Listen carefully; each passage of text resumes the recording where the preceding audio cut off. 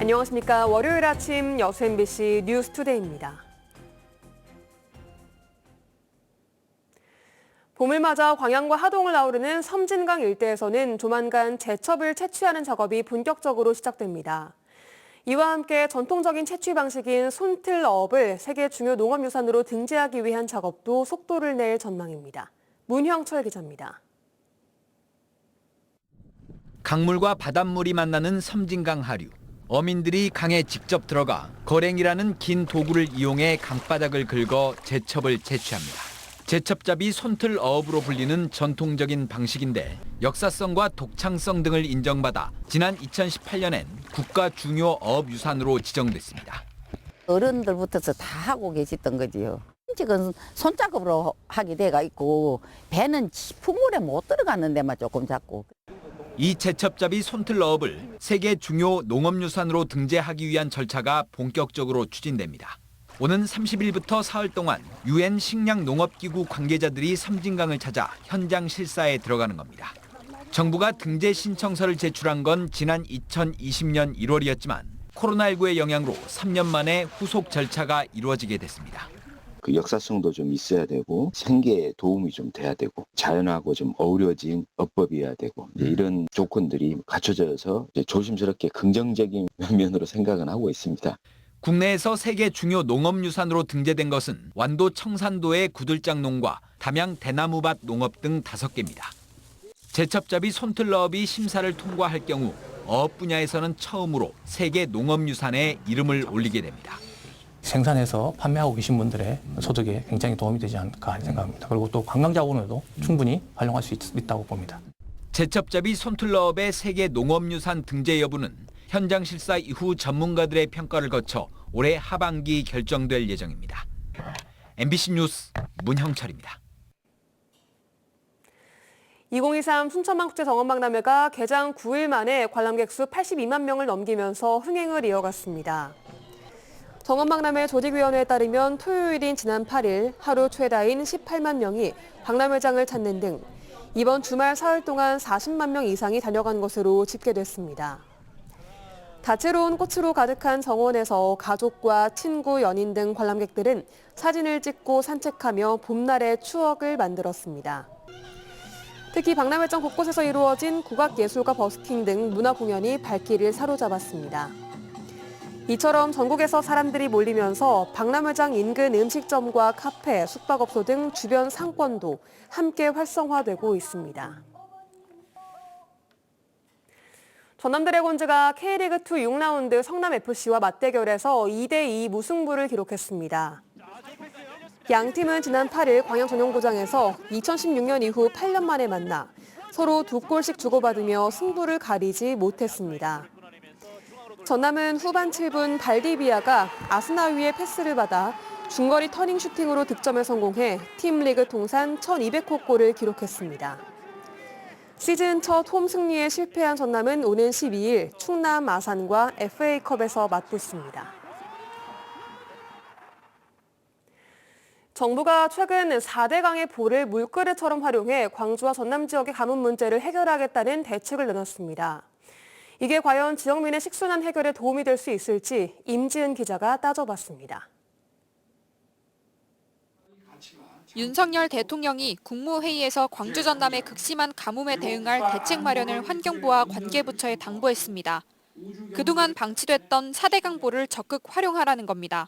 그간 방치된 4대강 보를 적극 활용하고 환경부도 이에 화답하듯 영산강의 죽산보와 승천보를 물그릇으로 사용하겠다는 방침을 내놨습니다. 보에 물을 가둔 뒤 수위를 각각 1.5m씩 높여 총 1,160만 톤의 물을 더 확보해서 마실물과 농업용수, 공업용수를 확보하겠다는 겁니다. 4대강 16개 보의 물그릇을 최대한 활용하여 가뭄에 도움이 되도록 운영하겠습니다. 보 수위 상승으로 본리와 지류의 수심을 일정 수준 이상 확보하여 4대강 사업회에 설치된 영산강의 승천보입니다. 이곳과 죽산보의 수문을 막으면 광주 식수원 고갈 문제에 도움이 될 수 있을지 한번 따져봤습니다. 결론부터 말하면 4대강 보를 가뭄 해결에 이용하는 건 농업용수나 공업용수에는 도움이 될지 몰라도 생활용수, 즉 광주 시민들의 식순환 해결에는 큰 도움이 되기 힘듭니다. 광주 시민들은 동복호와 주화모에서 물을 공급받지 영산강의 물을 식수로 쓰고 있지 않기 때문인데 최근 긴급대처로 영산강 물을 하루에 3만 톤씩 끌어오긴 했어도 4대강보와 전혀 관계없는 더 큰 보를 활용하고 있습니다. 승촌보와 죽산보 물을 식수로 쓰려면 수질 개선이라는 큰 산을 넘어야 합니다. 올해 초 환경단체 자체 조사 결과 영산강과 낙동강 인근에서 생산된 벼에서 녹조에서 생성되는 독성 물질인 마이크로시스틴이 발견되기도 했습니다. 이 물을 식수로 쓰기에는 너무나 힘들다는 사실을 잘 알고 있는 환경부도 죽산보나 승촌보 물을 직접 쓰기보다는 죽산보 등의 강물을 농경지로 보내고 대신 나주호의 물을 끌어올려 식수로 활용하겠다는 계획을 세우고 있습니다. 농업용 저수지 이 부분은 이제 생공수로 활용을 하고 그다음에 그 대신에 영산강의 이제 보의 물은 농업용수로 활용하는 그. 하지만 나주호와 광주 덕남정수장 사이에 관로도 없는 데다 설사 만들어진다 하더라도 그게 언제일지는 아무도 모르고 당장의 식수를 해결하는 데는 더더욱 도움이 되지 않습니다. 이 때문에 윤석열 정부가 가뭄 대책이라는 핑계로 문재인 정부의 4대강 재자연화를 뒤집기 위한 정치적인 계산이 아닌지 환경단체들은 의심하고 있습니다. 환경적인 판단이나 기술적인 부분, 기타 사회적인 부분을 판단하지 않고 의견들을 개진한다는 것은 정치적인 발언이라고 할 수밖에. 지난 2009년 이명박 정부가 추진한 이래 정권이 바뀔 때마다 정치 쟁점화됐던 영산강 살리기 사업이 또다시 쟁점으로 떠오르고 있습니다. MBC 뉴스 임지은입니다. 지난주 내린 비로 광주 전남 주요 식수원인 동복댐과 주암댐 저수율이 22%를 상회했습니다. 광주시에 따르면 동복댐의 어제 0시 기준 저수율은 22.07%, 주암댐은 22.31%까지 올랐습니다. 광주시는 일주일 전과 비교했을 때 2~3%가량 상승했지만 아직 가뭄 안심 단계는 아니라며 절수운동에 동참해줄 것을 호소했습니다. 정부가 고흥과 영암 등 전국 인구 감소 지역 12곳에 생활인구 유입을 위한 청년마을을 조성합니다. 행정안전부는 청년마을 지원사업 공모로 12곳을 선정해 첫 해 사업비 2억 원을 지원하고 사업 평가에 따라 향후 2년 동안 연 2억 원씩 추가로 지원하기로 했습니다. 이번 사업은 청년에게 지역에 머물 기회를 제공하고 일거리 실험, 지역사회 관계 맺기 등 청년이 지역에 뿌리 내릴 수 있도록 지원하는 정책입니다. 지난 주말 다소 쌀쌀한 날씨에도 광주 도심에는 나들이 행렬로 활기가 넘쳤습니다. 특히 본격적인 손님 맞이를 시작한 광주 비엔날레에도 관람객들의 발길이 이어졌습니다. 조현성 기자입니다. 텅 비어있던 화면이 관람객들이 남기고 간 흔적으로 가득합니다. 벽면에 바짝 붙은 채 손을 곡선으로 떨어뜨리며 만들어내는 다양한 형상.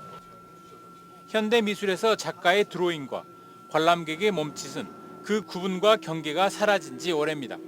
많이 봐야 된다고 생각해요. 그냥 접해야 된다고 생각하고. 접하지 않으면 애들도 어른도 느끼지 못할 것 같아요. 그래서 보여주려고 해요.